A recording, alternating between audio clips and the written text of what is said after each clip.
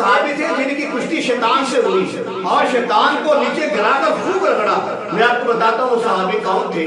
عبداللہ بن مسعود بیان کرتے ہیں کہ اللہ کے نبی کے ایک صحابی تھے، وہ مدینے سے کہیں جا رہے تھے، مدینے کی گلی سے کہیں جا رہے تھے، تو رستے میں شیطان سے ملاقات ہو گئی اور شیطان نے اس صحابی رسول کو چیلنج کر دیا کہ آپ اس سے کشتی کر لو.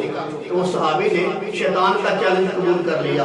جب اس صحابی نے اس شیطان سے کشتی کی تو شیطان کو گرا لیا. شیطان نے کہا مجھے چھوڑ دو، دوبارہ کشتی کرو مجھ سے. اور صحابی نے دوبارہ کشتی کی. پھر اس صحابی نے شیطان کو نیچے گرا دیا، اس کو ہرا دیا.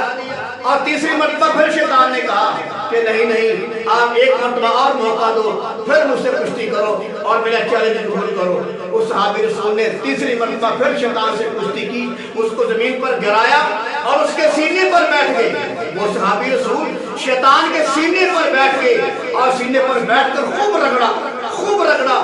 تو صحابی نے شیطان سے پوچھا کہ تیرا جسم بڑا گرم ہے اور تو بڑا دبلا پتلا ہے اور تیرے بازو جو ہیں یہ کتے کی طرح ہیں. پھر صحابی نے پوچھا کہ تیرے بازو کتے کی طرح ہیں، کہ شیطان جو ہوتے ہیں ان کے بازو کتے کی طرح ہوتے ہیں؟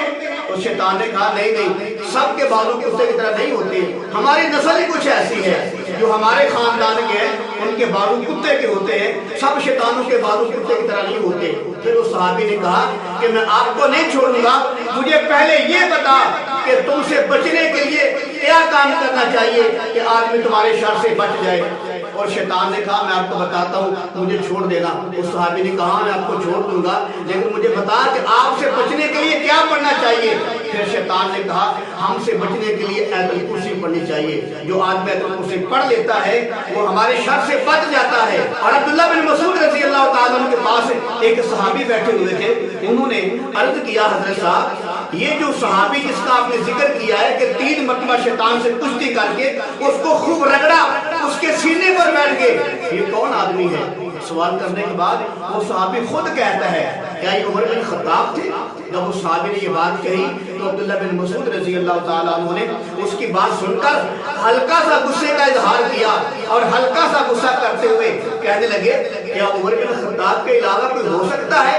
تو معلوم ہوا عمر بن خطاب وہ شخصیت ہے، عمر بن خطاب وہ صحابی رسول ہیں، عمر بن خطاب وہ آروب آدمی ہے، عمر بن خطاب وہ دن کا شہزادہ ہے جس نے 3 مرتبہ شیطان سے کشتی کر کے اس کو زمین پر گرا کر خوب رگڑا. اور اللہ کے نبی کا بھی فرمان مبارک ہے عمر بن خطاب کو دیکھ کر شیطان بھاگ جاتا ہے.